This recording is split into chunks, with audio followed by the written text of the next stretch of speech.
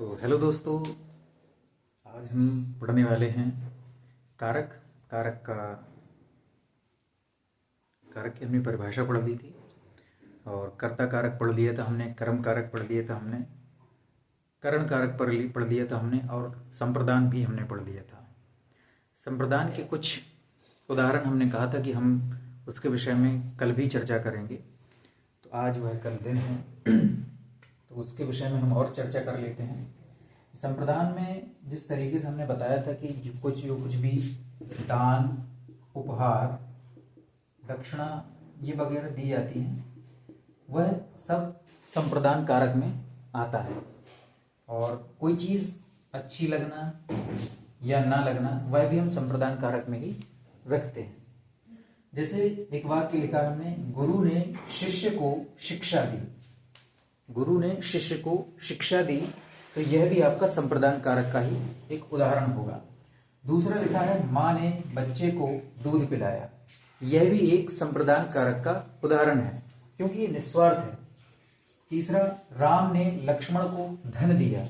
अब क्योंकि लक्ष्मण उसका छोटा भाई है, तो यह भी एक निस्वार्थ भाव से उसने कार्य किया है, तो इसको हम संप्रदान कारक में रखते हैं। चौथा लिखा है, अतिथियों के लिए मिठाई लाओ। तो अतिथियों के लिए मिठाई लाओ, यहाँ पर के लिए से ही हम समझ सकते हैं कि इसमें कौन सा कारक है, संप्रदान कारक है। ठीक है। पांचवा है, मुझे तो हिंदी अच्छी लगती है। तो ये अच्छा लगना, अच्छा ना लगना, यह भी संप्रदान कारक में ही काउंट होता है। या मैंने गुरु को दक्षिणा दी, तो यह दक्षिणा देना, यह भी एक निस्वार्थ भाव काम है, दान है, दक्षिणा है, उपहार तौर पर होता है। तो ये जो भी है, ये संप्रदान कारक में काउंट होते हैं। अगला हम बढ़ेंगे अपने अगले कारक की तरफ।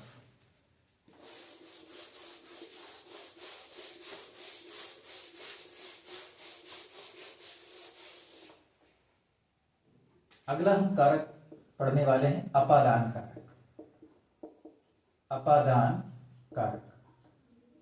अपादान कारक, जैसा मैंने बताया था, अपादान कारक का से इसका भी परसर्ग होता है या चिन्ह होता है, से हम पहचानते हैं।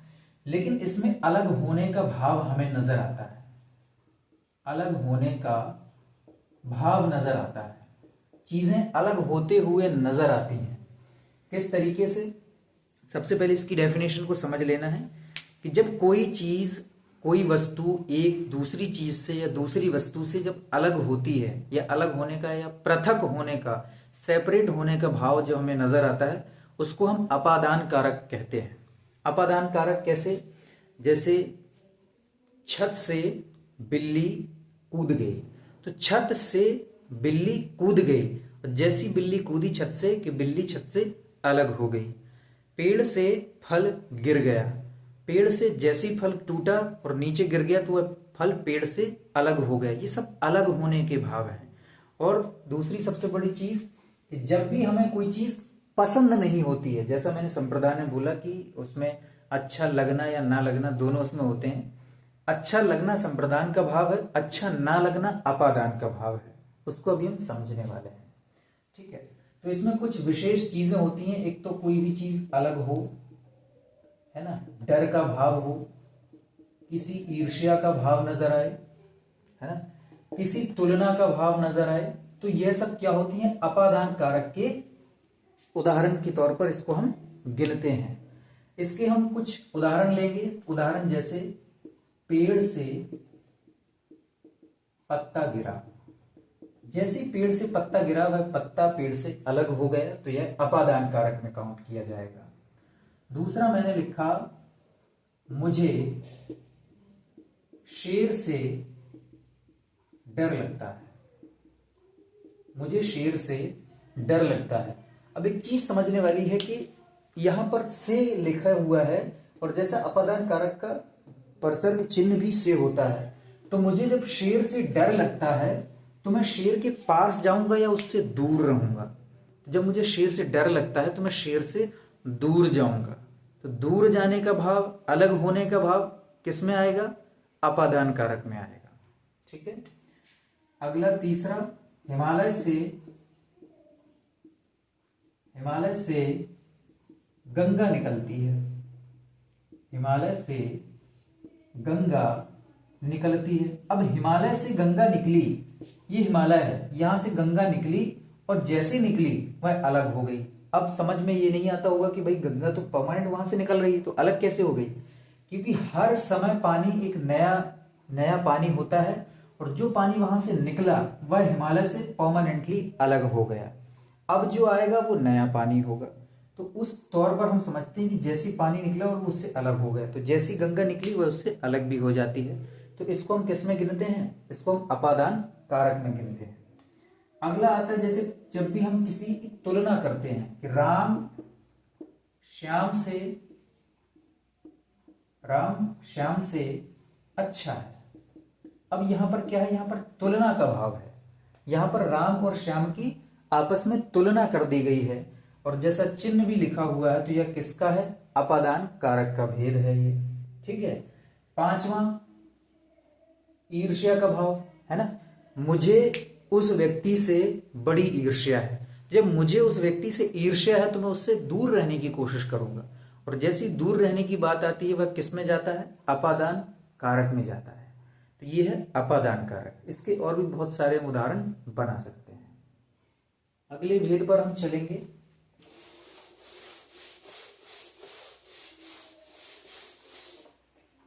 अगला इसका छठवां जो भेद है, अधिकरण कारक। अधिकरण कारक, तो अधिकरण से हमें समझ में आता है आधार। क्या समझ में आता है, आधार। आधार क्या होता है, एक बेस होता है, बेस होता है, किसी भी चीज का आधार होता है, हर चीज का अपना आधार होता है। तो जब कोई भी चीज अपने आधार पर हो, किसी स्थान पर हो, जब कोई चीज अपने आधार पर होगी तो वह कोई स्थान होगा, जब कोई चीज स्थान पर होगी तो उसको हम अधिकरण में रखेंगे। अधिकरण के परसर्ग या विभक्ति चिन्ह होते हैं, अधिकरण में, पे और पर, ये उसके परसर्ग चिन्ह होते हैं। कोई भी चीज जैसे कोई स्थान पर होगी, तो जैसे मैंने कहा कि वह व्यक्ति घर पर है, तो घर एक उसका आधार है, तो घर पर है तो यह किस में जाएगा, अधिकरण कारक में। वह पक्षी डाल पे बैठा है, तो यह किस में जाएगा, डाल पे बैठा है, तो यह अधिकरण कारक में जाएगा। वह व्यक्ति बाजार में है, तो बाजार उसका बेस हो जाएगा, तो किस में जाएगा, अधिकरण कारक में। तो ऐसे बहुत सारे उदाहरण हो सकते हैं। जैसे वह व्यक्ति घर पर बैठा है, तो घर पर बैठा है, स्थान का पता चलता है इसमें, यह भी बात ध्यान रखना है कि इससे हमें स्थान का पता चलता है। जहां स्थान का जिक्र होता है उसको हम अधिकरण कारक में काउंट करते हैं। वह व्यक्ति घर पर बैठा है, तो घर एक स्थान है, तो घर पर बैठा है। वह व्यक्ति बाजार में है ना। पक्षी डाल पर बैठा है, वह पेड़ पर बैठा है, वह पेड़ पर चढ़ा है ना। वह सड़क पर घूम रहा है ना। वह बाजार में खेल रहा है, वह सड़क में खेल रहा है, वह बिस्तर पर खेल रहा है, वह बिस्तर पर लेटा हुआ है ना। वह फोन पर उलझा हुआ है। अब ये फोन पर उलझने वाली बात है, आधार किसको बना लिया, फोन पर, और फोन पर ही वो उलझा हुआ है। तो ये सब किसके भेद हो जाएंगे, ये सब अधिकरण कारक के भेद हो जाएंगे। ठीक है, बहुत सारे उदाहरण हम बना सकते हैं। सातवां भेद हम इसकी बात करेंगे संबंध कारक की। अगला है हमारा संबंध कारक। संबंध मतलब किसी चीज का किसी चीज से रिलेशन पता चले, किसी चीज का किसी चीज से, किसी व्यक्ति का किसी व्यक्ति से, किसी वस्तु का किसी वस्तु से जब रिलेशन पता चलता है उसको हम संबंध कारक में गिनते हैं। इसके विभक्ति या परसर्ग चिन्ह होते हैं संबंध, का, की, के, रा, री, रे और ना, ने और ने। ये इसके परसर्ग चिन्ह होते हैं, ये इसके परसर्ग चिन्ह होते हैं। अब संबंध कारक में किस तरीके से हमें संबंध पता चलता है, तो हम जैसे ले लेते हैं, पहले इनको ले लेते हैं। तो इसको हमें कैसे, जैसे मेरा भाई, मेरा भाई अच्छा है, मेरा भाई अच्छा है। तो मेरा भाई है ना, मेरा भाई है, मेरा उससे रिलेशन है। क्या रिलेशन है, वो मेरा भाई है, तो मेरा भाई अच्छा है। तो मेरा, इसमें क्या आ गया, रा आ गया, तो ये किस में जाएगा, संबंध कारक में जाएगा। मेरी, मेरी बहन अच्छी है, मेरी बहन अच्छी है। अब क्या, री, क्या था, रा, इसमें क्या आ गया, री आ गया। तो मेरी बहन, तो मेरा उससे रिलेशन है, वो मेरी बहन है। मेरे दोस्त, है ना, मैं कहूंगा मेरे दोस्त, मेरे दोस्त सब बागड़ बिल्ले हैं, है ना, मेरे दोस्त सब बागड़ बिल्ले हैं।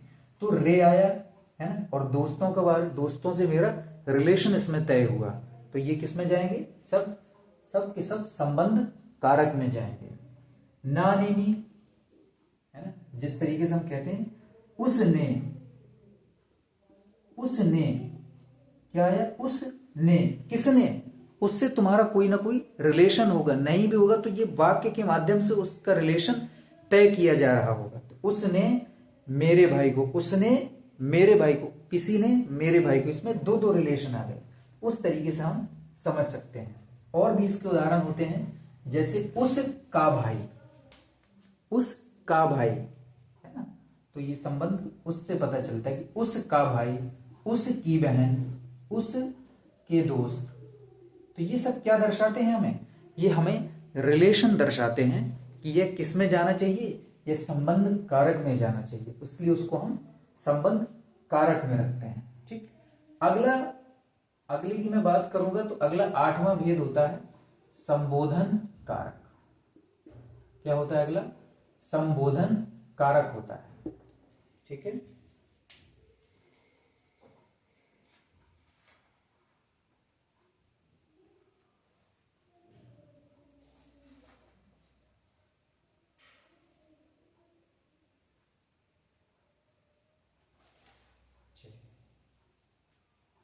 अगले पर हम बात करते हैं संबोधन कारक पर। जैसा कि मैंने संबोधन कारक में बताया था कि संबोधन का मतलब होता है किसी को पुकारना, किसी को पुकारना, किसी को संबोधित करना, किसी को संबोधित करना। जब हम किसी को पुकारेंगे या किसी को हम संबोधित करेंगे तो उसको हम संबोधन कारक में रखते हैं। संबोधन कारक की मैंने विशेषता बताई थी, जो सब में अपवाद माना जाता है कि इसके क्या होते हैं, हे, ओ और अरे, ये इसके चिन्ह होते हैं। और मैंने बताया था कि आपके सारे के सारे जितने कारक होते हैं, ऊपर 7 जितने कारक होते हैं, सभी में संज्ञा और सर्वनाम के बाद ही कारक चिन्ह आता है। लेकिन केवल संबोधन कारक ऐसा है, अपवाद है, जिसमें कारक चिन्ह पहले आएगा, संज्ञा शब्द बाद में आएगा। सब में क्या होता है कि हे राम, और ये चिन्ह आएगा, हे राम यह क्या हो गया, है ना, आश्चर्य प्रकट होता है। सबसे बड़ी दिक्कत कहां आती है कि संबोधन कारक में और विस्मयादि बोधक अव्यय में ये सबसे बड़ी परेशानी बनती है।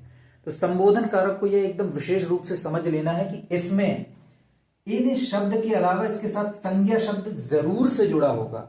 अगर संज्ञा शब्द नहीं जुड़ा है तो फिर वह विस्मयादि बोधक अव्यय में काउंट किया जाएगा।